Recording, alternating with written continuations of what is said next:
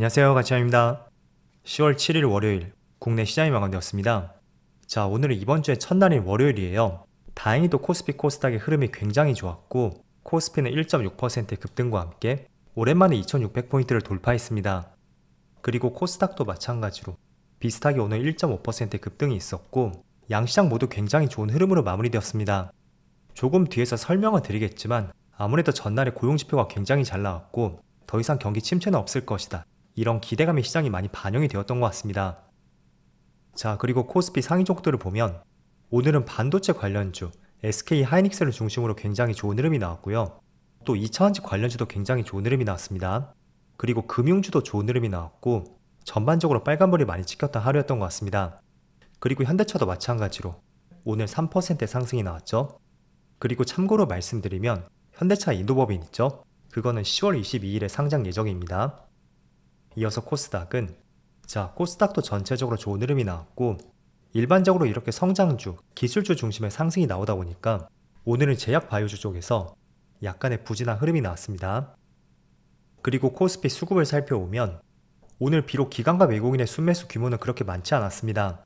다만 오전장에는 계속 파란불이 찍혀 있었다면 오후장에 외국인의 수급이 들어왔다는 것이 그나마 고무적인 흐름이라고 할 수가 있고요. 그리고 코스닥은 이틀 연속으로 기관과 외국인의 양매수가 들어왔습니다. 그리고 삼성전자, 오늘도 외국인의 5천억이 넘는 많은 순매도가 나왔고요. 반면에 SK하이닉스, 오늘은 외국인의 2천억이 넘는 많은 순매수가 들어왔습니다. 그래서 수급만 보면 굉장히 대조적이죠. 그리고 LG에너지솔루션, 이 종목도 마찬가지로 양매수가 들어왔고 또 현대차도 양매수가 들어왔죠. 자, 그럼 이어서 주차별 매매 동향에 대해서 살펴보도록 하겠습니다. 10월 7일 외국인이 가장 많이 매수한 종목은 SK하이닉스, KB금융, 하나에어로스페이스, LG에너지솔루션, 현대일렉트릭, 이렇게 순서대로 매수했고, 그리고 기관은 삼성전자, LNF, 현대차, LG에너지솔루션, 이렇게 순서대로 매수를 했습니다. 이어서 해외 증시를 보겠습니다. 자, 지난주 금요일에 미국 증시의 흐름은 괜찮았습니다. 나스닥이 1.2%의 큰 상승이 나왔고 S&P 500도 1% 가까운 상승이 나왔었죠. 그리고 다우지수도 0.8%의 상승이 나왔습니다. 또 반도체 지수도 마찬가지로 금요일날 1.6%의 급등으로 마무리되었어요. 우선은 성장주, 기술주가 많이 포진해 있는 나스닥을 보면 장중에는 밑에 꼬리를 많이 달았습니다. 하지만 시가를 많이 회복했고 결국은 1.2%의 급등으로 마무리되었습니다. 자, 그 결정적이었던 이유, 바로 금요일에 미국의 고용지표 발표가 있었습니다. 주말 사이 뉴스를 보셨겠지만 9월 고용지표가 굉장히 잘 나왔고 그게 미국 증시의 상승으로 연결이 되었습니다. 그래서 그런 부분이 오늘 국내 시장에도 마찬가지로 그대로 작용이 되었다고 할 수가 있고요. 잠깐 고용지표를 말씀드린다면 우선은 고용 증가는 15만 명을 예상을 했습니다.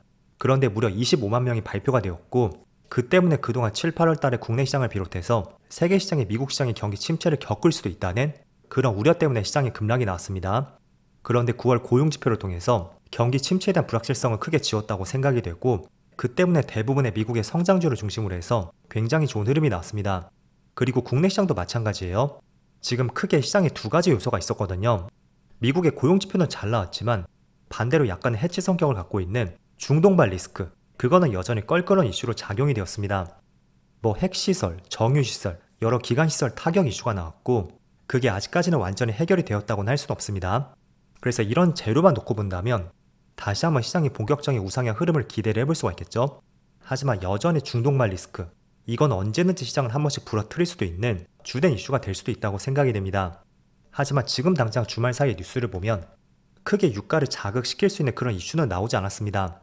그래서 금요일날 미국 시장이라든지 또 오늘 국내 시장까지 대체적으로 경기가 좋아짐에 따라서 상승을 기대해 볼 수 있는 여러 성장주의 흐름이 굉장히 좋았고요. 그 대표적인 종목으로서는 바로 반도체 관련주가 될 수가 있겠죠. 자, 지금 삼성전자의 분봉 차트를 보면 오후장부터 굉장히 가파른 상승이 나오고 있습니다. 그래서 덕분에 장중한 때 59,500원까지 떨어졌다면 이거를 크게 돌려세웠고 지금은 61,000원대에서 움직이고 있습니다. 또 하이닉스도 마찬가지로 오늘 5% 급등이 나오고 있죠. 자, 그런데 내일은 삼성전자의 잠정 실적 발표가 있어요. 우선은 결론부터 말씀드린다면 저는 실적이 못 나오던 잘 나오던 주가는 상승으로 갈 가능성이 높다고 판단을 하고 있습니다.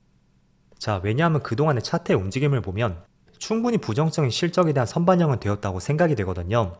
그래서 지금 시점에서 실적이 좋지 않게 나온다고 해도 저는 바닥에서 돌릴 수 있는 그 가능성이 높은 시점이라고 말씀드리겠고, 그리고 오늘 장중에 이런 이슈도 나왔었죠. 삼성전자가 하이닉스보다 반도체 쪽에서 영업이익이 저조할 것이라는 발표도 있었습니다. 즉 삼성전자는 6.3조 원을 예상을 한다면 하이닉스는 6.7조 원이 나올 가능성이 있고, 그런 점 때문에 오전장에는 6만 원을 깼다고 생각이 되거든요.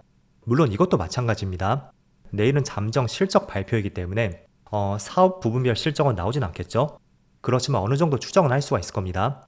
그런데 그 추정치가 하이닉스보다 미치지 못한다고 해도 지금 위치는 크게 우려감을 가질 수 있는 위치는 아니라고 말씀드리겠고, 분명히 이런 부분도 충분히 선제적으로 반영이 되었을 거예요.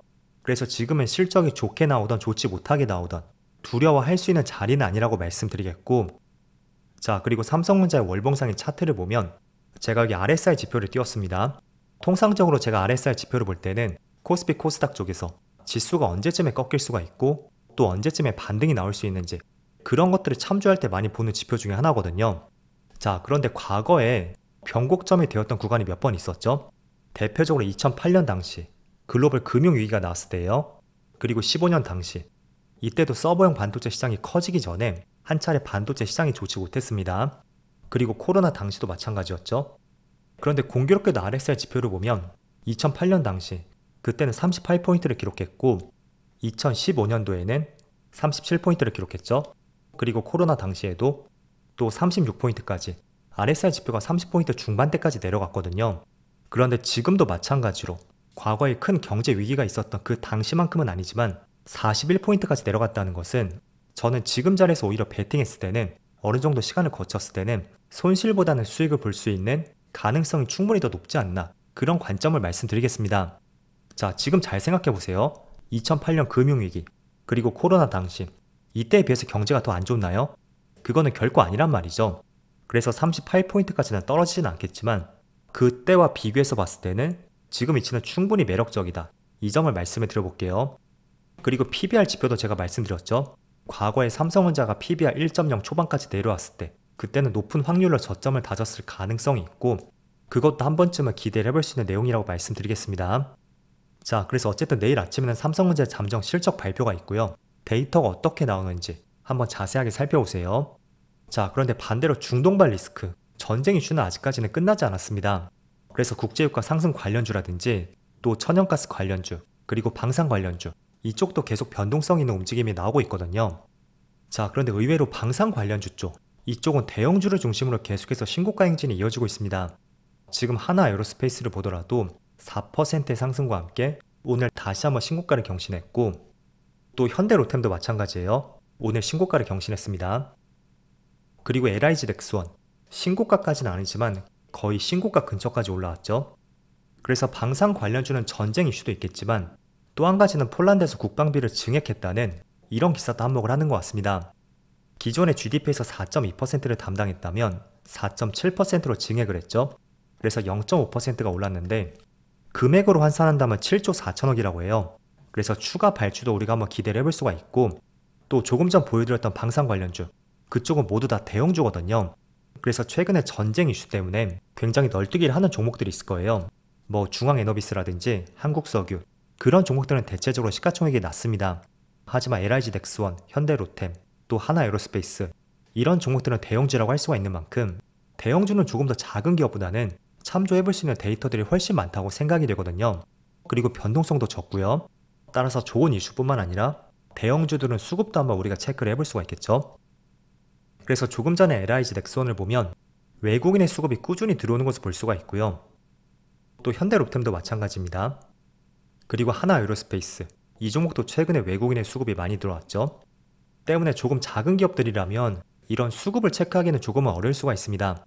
금방 들어왔다가 또 금방 나갈 수도 있고, 또 물량 자체도 많지 않은 만큼 굉장히 변동성이 크게 나올 수가 있거든요.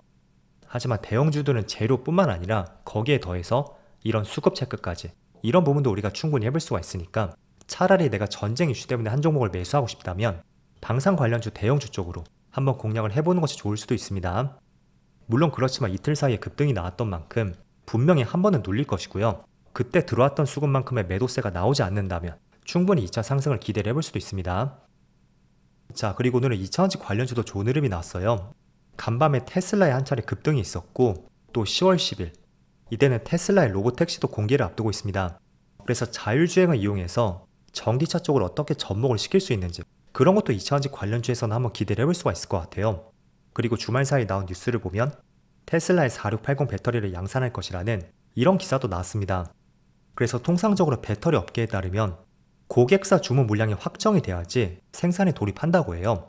그래서 물량은 이미 확정이 되었다는 것을 알 수가 있고 그런 측면에서 오늘 2차전지 관련주 대체적으로 많은 상승이 났습니다. 그리고 마찬가지로 2차전지도 수급 자체는 굉장히 좋습니다. 자, 때문에 지난달에 깜짝 고용지표가 발표가 되었고 또 이번 달은 많은 기업들의 실적 발표를 앞두고 있습니다. 때문에 미국 경기는 탄탄하고 거기에 덧붙여 기업들의 실적도 좋다면 이번 달은 상승하지 못할 이유는 없다고 저는 생각이 되거든요. 그래서 앞으로 속속 나올 수 있는 기업들의 실적 발표를 한번 지켜보시고요. 이번 달은 많은 성장주에 좋은 흐름이 나올 수 있기를 같이 한번 기대해보자고 말씀드리겠습니다. 자, 그럼 늦은 시간까지 정말 수고 많으셨고요. 저는 내일 영상에서 다시 찾아뵙도록 하겠습니다. 모두 즐거운 저녁 되세요. 감사합니다.